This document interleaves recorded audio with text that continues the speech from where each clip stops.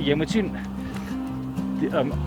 as jy dit nie so doen nie, as jy nie 'n immobilizer het nie, hulle tel die sterkwortel, as jy nou voorvas, dan tel hulle die sterkwortel, dan druk jy nou daai hele sterk, druk jy vorentoe, dit hou die bees nou half stil, of dis vir hom so seer dat hy nie voel wat jy maak nie, maar dit is dis nou die primitiewe manier, maar dit is rof.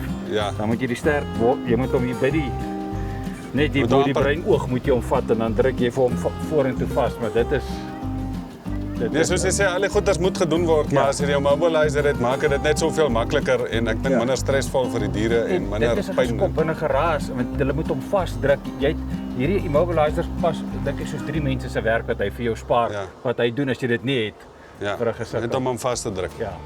Dit is baie duideliker wat ons nou doen. Onmiddellik is daar 'n klompie rook en daai brandmerk sit daar vir altyd. Kyk, dis 'n bees wat skop en beweeg. Soos jy sê, dis eintlik baie rustiger en baie beter as om dit...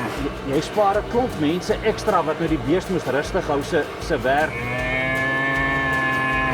Die bees is kalm, ek is kalm, alles is kalm. Ek is klaar, dankie.